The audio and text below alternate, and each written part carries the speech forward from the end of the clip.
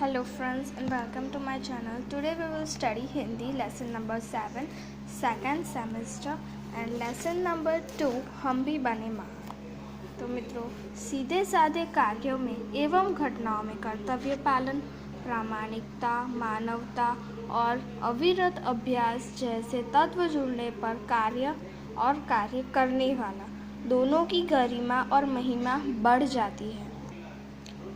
ऐसे ही प्रस्तुत पाठ में इस इकाई में स्वामी विवेकानंद, गोपाल कृष्ण गोखले, सचिन तेंदुलकर और हजरत अली के जीवन से जुड़े कुछ प्रसंग दिए गए हैं, जिनमें उनकी महानता के कुछ बुनियादी गुण द्रष्टव्य होते हैं, हमें देखने मिलते हैं और यही गुण हमारे जीवन के प्रेरणा स्रोत बनते हैं। ऐसे गुणों को हमें अपनाकर हम भी महान बन सकते हैं।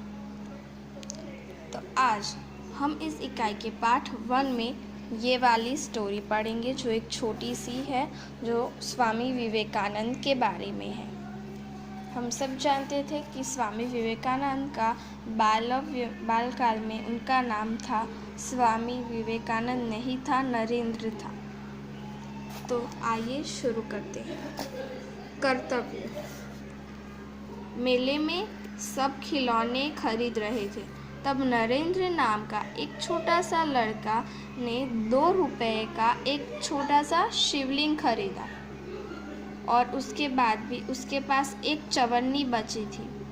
एक लड़के को रोते देखकर नरेंद्र ने उससे पूछा, क्या रो रहा है? तो लड़के ने कहा, मेरे पास एक चवन्नी थी जो कहीं गिर गई है और अब मेरी माँ मुझे बहुत पीटेगी। नरेंद्र ने कहा कि कोई बात नहीं, यह लो चवन्नी। ऐसा कहकर नरेंद्र ने अपनी चवन्नी उसे दे दी और आगे बढ़ गया। अभी नरेंद्र कुछ ही दूर गया था कि सामने से एक मोटर उसे आती दिखाई दी। एक छोटा सा बच्चा उस मोटर के बिल्कुल बेखबर चल रहा था और वो बिल्कुल पास भी था। तो नरेंद्र ने झपट कर उस बालक को खींच लिया। एक ही पल की देरी हो जाती तो वो बालक मोटर के नीचे आ जाता। इस झपटने की क्रिया में नरेंद्र के हाथ से शिवलिंग छूटकर गिर गया और टूट गया। और इस दौरान इकट्ठे हुए लोगों में से किसी एक ने कहा, बेचारे का नुकसान हो गया, कितने चाव से खरीदा था इसने ये शिवलिंग, यानी कि कितने प्यार से उसने ये शिवलिंग खरीदा था। तो ये सुनते ही तुरंत नरेंद्र ने कहा, इससे क्या हो गया? इस बालक की जान बचाना तो मेरा सबसे पहला कर्तव्य था। वस्तु से भी व्यक्ति का जीवन सबसे ज़्यादा इम्पोर्टेंट होता है। मानवता सबसे ऊपर है। बचपन से ही ऐसे ख्यालात रखने वाला नरेंद्र आगे चलकर स्वामी विवेकानंद के नाम से प्रसिद्ध हुआ। सो फ्रेंड्स, आज के इस पार्ट 1 में मैं आपको बस इतना ही बताती हूँ।